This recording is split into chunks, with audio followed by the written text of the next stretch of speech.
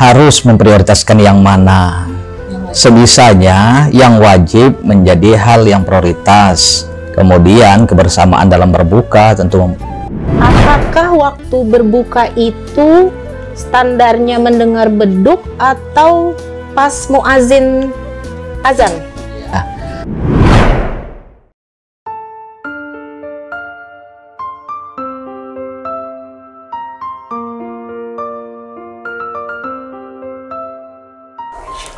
Kembali lagi bersama saya Samia dan Ustadz Zaki. Kali ini kita akan sedikit membahas tentang zakat fitri. Nah, Ustadz Zaki, di akhir Ramadan itu biasanya kita juga disibukkan dengan membayar zakat fitri atau zakat fitrah biasanya ya. Nah, itu hukumnya tuh bagaimana? Siapa yang membayar?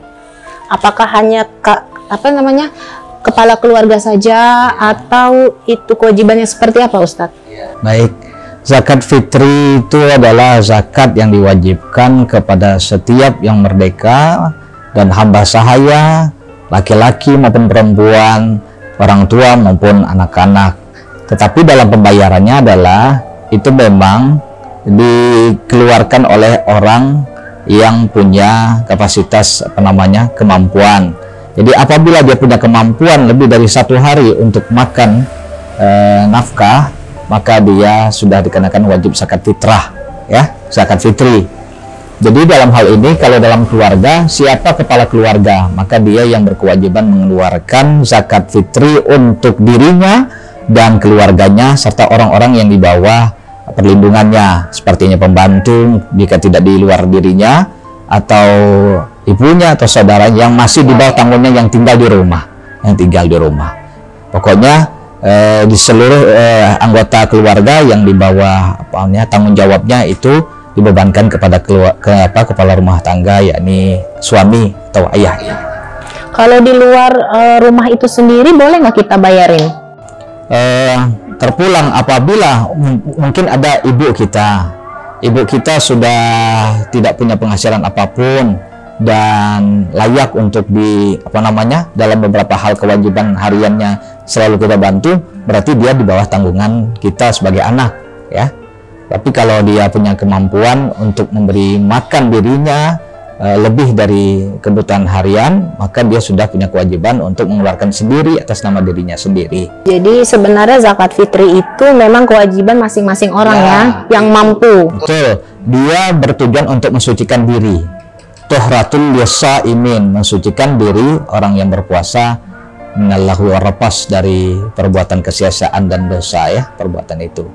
Dan sebagai efek kepedulian juga pesan Islam tuh, kita berpuasa nih ya, itu untuk membersihkan diri kita, mengendalikan hawa nafsu, tetapi kita punya juga perhatian pada orang sekitar, terutama mereka-mereka yang keterbatasan kehidupannya. Maka dalam agama itu ada kepentingan pribadi, tetapi jangan lupa kepentingan sosial. Di antaranya adalah zakat fitri. Dan zakat fitri ini sifatnya taktis ya. Dia to'amah, makanan yang dikonsumsi, kebutuhan dasar. Dibanding harta, zakat harta itu bisa kebutuhan yang lain yang dibutuhkan oleh orang miskin dan 7 asnaf yang lain itu. Tetapi kalau zakat fitri dia makanan pokok. Tapi sekarang ada pendapat juga dibolehkan juga sesuai kebutuhan mengambil mazhab Hanafi dikonversi dengan uang, karena sebagian orang-orang yang membutuhkan itu perlu uang. Ya, jadi boleh ya. Ujungnya dijualnya juga. Nah, masalahnya harga nanti akan turun. Misalnya harga yang semestinya dapat 20.000 per kilo umpama ya. Jadi begitu nanti dia jual kepada pedagang tentu akan di bawah harga pasar. Ya? Kebutuhan saat ini rasa saya memang konversi uang kita orang yang melakukan zakat fitri boleh dengan uang ya, sebagai wujud kebersamaan kepedulian. Nah, kalau tadi saya simak omongan Ustadz, ada bilang orang tidak mampu ya, zakat fitri itu ditujukan untuk orang yang tidak mampu. Nah, kalau misalnya seperti janda atau orang yang berhutang, itu batasannya jandanya yang seperti gimana, apa, dan hutangnya yang bagaimana Ustadz sehingga layak untuk dapat zakat? Mayoritas ulama itu memberikan batasan siapa-siapa saja penerima zakat fitri itu disamakan dengan zakat fitrah, yakni yang 8 asnaf. 8 asnaf itu yang pertama fakir. Fakir ini yang pendapatan 30%, sementara kebutuhan 70%-nya tidak mampu dia sandang terpenuhi. Kalau miskin yang 50-50, sudah bekerja punya penghasilan tetapi kehidupannya 3 juta, gaji cuma 1,5, nah, itu artinya miskin. Kalau fakir di bawahnya lagi ya. Kemudian kalangan amil pengelola zakat, kemudian ma'alaf, orang-orang yang mesti digaid imannya, keislamannya belum kuat. Kemudian nanti ada hamba sahaya yang kelima, yang keenam itu adalah gharim, orang-orang yang terlilit hutang. Kemudian ada fisabilillah, dan terakhir adalah ibnu sabil, orang yang dalam perantauan, dalam perjalanan. Mereka inilah penerima zakat mal dan zakat fitri. Itu mayoritas ya, mayoritas untuk zakat fitri 8 asnaf kelompok ini. Tapi menurut pendapat mazhab Maliki, prioritaskan fakir dan miskin. Fakir dan miskin. Maka yang janda tadi, kalau atas nama jandanya tidak masuk dalam kelompok yang menerima zakat. Jadi atas nama miskinnya, ya. Atas nama miskin, ya. Atas nama zakat. Oke. Terus yang satunya tadi, yang hutang. Nah, gharim ini dia terbagi dua. Ada yang terlilit hutang pribadi, ada terlilit hutang untuk kepentingan publik. Nah, jadi mereka ini bisa mendapatkan bagian dari zakat. Mungkin yang terpenting hutangnya bukan untuk perbuatan maksiat, ya.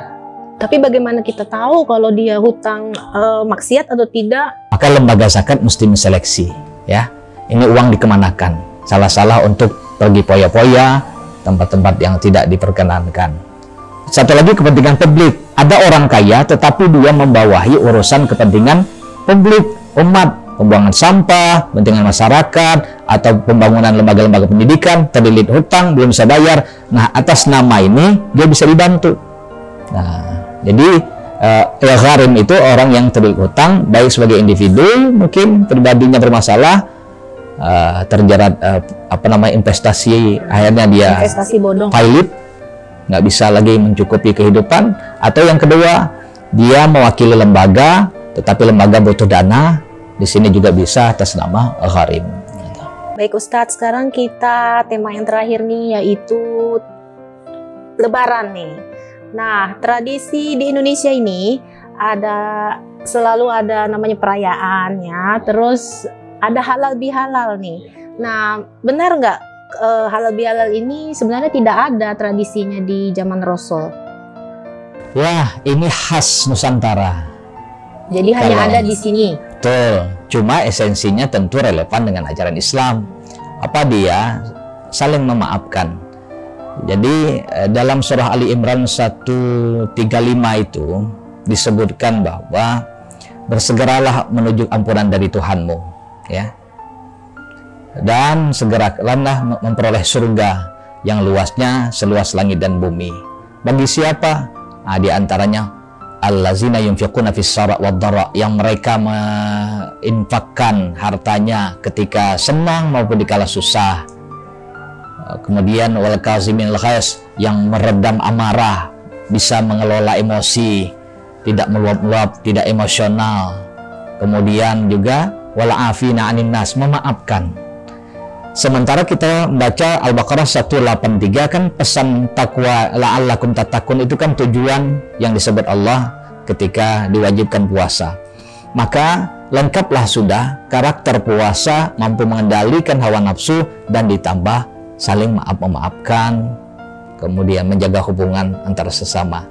Oleh ulama-ulama Indonesia tahun 1946 ya, lebih kurang ada catatannya itu dari tokoh-tokoh NU, di antara Kiai Haji Wahab Hasballah, berinisiatif bersama Presiden pertama Soekarno untuk menjadikan ini momentum untuk saling maaf-memaafkan, karena memang kasus di Indonesia pada masa dari itu sejarahnya, ya, ada kekisruhan, ada persengketaan, pemberontakan sesama umat Islam sendiri membela tanah air ini. Jadi penting ada momentum menyatukan itu. Halal itu artinya plong, haram itu ada yang tersekat. Jadi kalau belum plong kan nggak nyaman tuh. Jadi halal ketemu dengan halal, harus plong dengan plong. Apa dia? Saling maaf-memaafkan. Ada salah khilaf kita dulu, mesti harus tapi masukan saya, kalau mau open house itu lazimnya kan open house itu pimpinan ataupun pejabat itu didatangin ya. Kalau bisa carilah tempat yang lebih netral sehingga posisinya pekerja atau bawahan tidak selalu meminta maaf kepada pimpinannya, karena boleh jadi pimpinannya yang banyak salah.